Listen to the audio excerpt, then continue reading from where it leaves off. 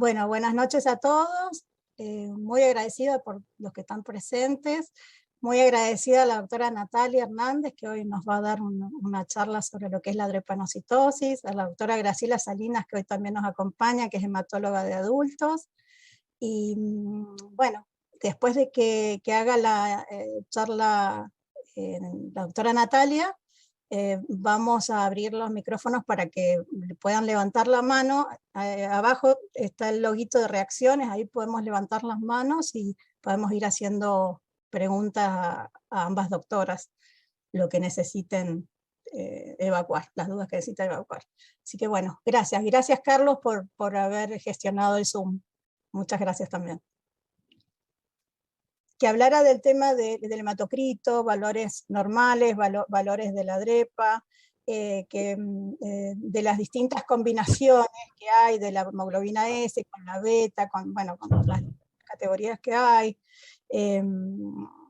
Después, tema dolor, bueno, los tratamientos, el tema de trasplante de médula, a qué edad se recomienda y en qué casos. Por ejemplo, una de las chicas del grupo, Katy, fue trasplantada ya hace 2 o 3 años y se curó de la enfermedad.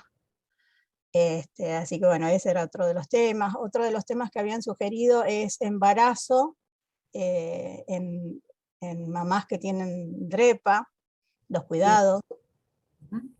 Así que ahí está Natalia, ahí vuelve. Hola. Un problema con la compu, no, se me puso, no responde y se me cerró todo. Bueno. Ahora veo si lo puedo compartir.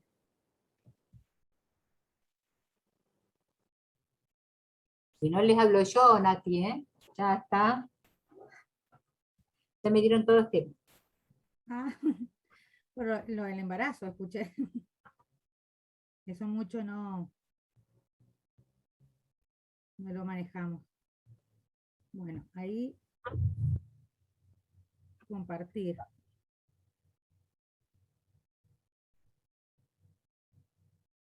Bien, ¿ustedes ven las diapos? Sí. Sí, se ve, se ve. ¿Se ve? Perfecto.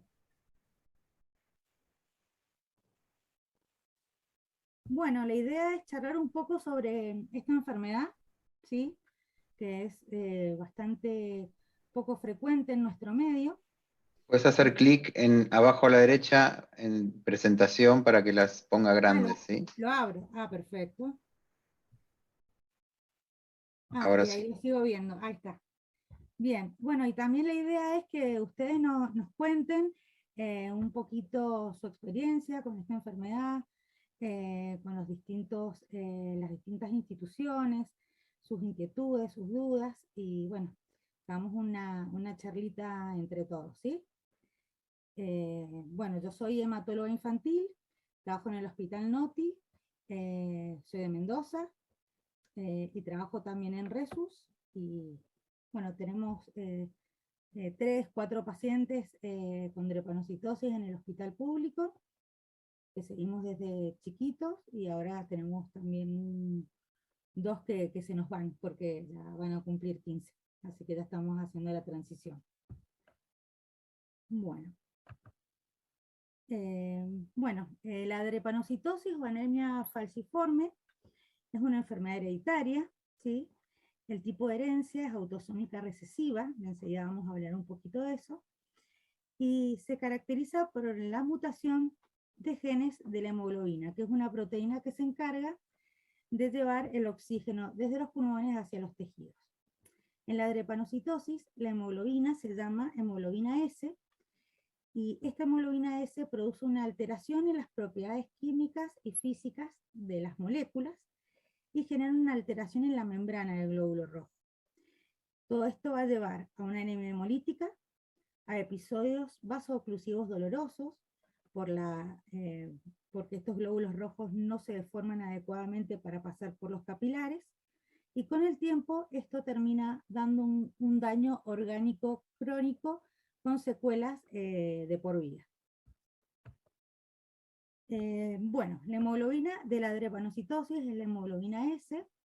Se produce un cambio de un aminoácido en la cadena de hemoglobina que genera esta alteración en las propiedades físicas del glóbulo rojo. Esta hemoglobina S tiene la capacidad de formar polímeros con las moléculas adyacentes, sobre todo cuando se encuentra desoxigenada la molécula de hemoglobina. Esto genera una alteración en la deformidad del glóbulo rojo, ¿sí? No tiene plasticidad, no puede pasar por los capilares adecuadamente. Su superficie se vuelve pegajosa, como decía, es menos elástico, y termina generando obstrucciones en la circulación. Lo característico es que la célula cambia de forma, toma forma de hoz o de medialuna, ¿sí? Y eso es lo que nosotros podemos ver en un hemograma. Bueno, como decíamos, la superficie se vuelve pegajosa, se generan fenómenos inflamatorios, se generan adhesiones entre el endotelio, que es la capa que tapiza por dentro los vasos sanguíneos, y se termina produciendo microtrombos, y después, cuando se genera la crisis drepanocítica, se generan episodios vasoclusivos dolorosos, con mucha inflamación, y esto con el tiempo termina secuelando distintos órganos que ya lo vamos a ir viendo, ¿sí? Bueno, acá tenemos un dibujito, un vaso sanguíneo con glóbulos rojos normales, otro vaso con glóbulos rojos y drepanocitos, ¿sí? Que se ven con forma de media luna, y en el momento de la crisis, ¿sí? Que hay un montón de factores que las pueden desencadenar, se produce la obstrucción del vaso con el trombo y la inflamación. Bueno, una cosa interesante es la distribución geográfica que tiene esta enfermedad, ¿sí?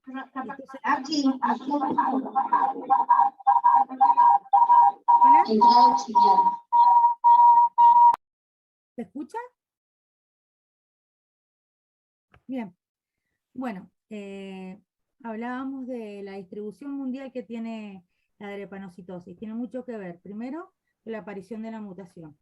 Y segundo, con una enfermedad parasitaria que es el paludismo o la malaria, que es endémica en África ecuatorial, en el norte de Sudamérica también, en la India. Y esta enfermedad en realidad la hemoglobina S le confiere al portador o al enfermo de drepanocitosis una resistencia a la infección por el paludismo. Es por eso que la distribución mundial de esta enfermedad infecciosa con la distribución mundial de la drepanocitosis se relacionan. Las dos se dan en los mismos lugares geográficos. Sobre todo por esto, por una selección natural, esta mutación hace que las personas que viven en esa zona y tengan la mutación no se enfermen, ¿sí? Tengan resistencia a la malaria. Perdón. Bueno, y estas son las zonas, las naranjas, violetas, lilas, azules, las zonas con mayor incidencia de drepanocitosis. Argentina es una zona verde, ¿sí? Es una enfermedad muy poco frecuente en nuestro medio y tiene una incidencia menor a 0,1 afectados cada 1000 nacidos vivos. Con respecto a la herencia de la enfermedad, es una enfermedad autosómica recesiva. ¿Qué quiere decir esto? Que la enfermedad se expresa cuando se heredan ambos genes alterados, el gen de la mamá y el gen del papá alterado. El portador tiene un solo gen alterado y el otro normal. El portador no presenta síntomas, no tiene anemia, no requiere tratamiento, pero sí puede heredar ese gen alterado a su descendencia. Existen también variantes de la enfermedad que tienen que ver con esto y con otra enfermedad que afecta a la hemoglobina, que es la talasemia. El portador sano, que tiene rasgos falciformes, es el paciente que tiene solamente una mutación, ¿sí? No presenta manifestaciones hematológicas, tiene parámetros hematimétricos normales, no tiene anemia y no requiere ningún tratamiento, ¿sí? El paciente que es homocigoto SS es el que tiene los dos genes alterados, ¿sí? Cuando el paciente nace tiene un hemograma normal, ¿sí? Porque durante los primeros 6 meses de vida predomina una hemoglobina que se llama fetal. Durante el primer año de vida, esta hemoglobina fetal empieza a disminuir y empieza a ser reemplazada por la hemoglobina S. Y ahí empieza a disminuir la hemoglobina y empieza a aparecer la anemia, ¿sí? Ya a partir de los 6 meses, 8 meses, podemos ver en el frotis de sangre periférica las células falciformes o drepanocitos. Y el diagnóstico lo podemos hacer con la electroforesis de hemoglobina, donde vamos a encontrar una concentración muy alta de hemoglobina fetal, de hemoglobina S, de drepanocitosis, hemoglobina fetal, hemoglobina A2 y la hemoglobina A está totalmente ausente, porque los dos genes son de drepanocitosis. Entonces tiene el 100% casi de hemoglobina S. Y después tenemos el paciente que es heterocigota, beta E, o sea, con hemoglobina S más beta talasemia. En este caso se genera una herencia conjunta, ¿sí?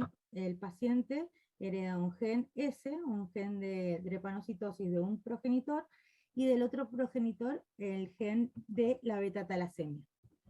En estos casos la gravedad depende más que nada del alelo beta, ¿sí? Porque hay un alelo beta que es 0, que no genera ningún tipo de hemoglobina A, y en este caso la enfermedad es mucho más grave, y el beta 1, que sí puede generar entre un 15 y 30% de hemoglobina A, y allí la enfermedad no es tan severa. La hemoglobina varía entre 5 gramos por decilitro a un rango normal. Vamos a ver también disminución del tamaño del glóbulo rojo, que es una característica de la talasemia, además de los drepanocitos, y la hemoglobina A2 puede estar aumentada en estos casos. Bien. Bueno, con respecto al diagnóstico, los portadores van a presentar un hemograma normal, y en ellos el diagnóstico puede realizarse con una electroforesis de hemoglobina, donde vamos a ver una banda de hemoglobina S, vamos a ver también hemoglobina A y hemoglobina A2, o la prueba de falciformación, que es una prueba de laboratorio en donde se genera, ¿cierto?, este cambio de forma de los glóbulos rojos y se convierten en drepanocitos. En el paciente con drepanocitosis, o sea que ha heredado sus dos genes, tiene un laboratorio normal cuando nace, pero a partir de los 6 meses de vida aparece la anemia, las alteraciones típicas en la morfología del glóbulo rojo, los drepanocitos, podemos encontrar también glóbulos rojos de mayor tamaño, reticulocitos aumentados. Esto nos habla de que la médula está produciendo mucha cantidad de glóbulos rojos, ¿sí?, para compensar la hemólisis que se produce en la periferia. Los glóbulos blancos y las plaquetas están aumentadas, y bueno, con la electroforesis de hemoglobina y la prueba de falciformación nosotros hacemos el diagnóstico de la enfermedad, ¿sí? Bueno, acá tenemos un frotis, ¿sí?, de sangre periférica, donde podemos ver algunos drepanocitos, que son estas celulitas que parecen palitos o medialunas.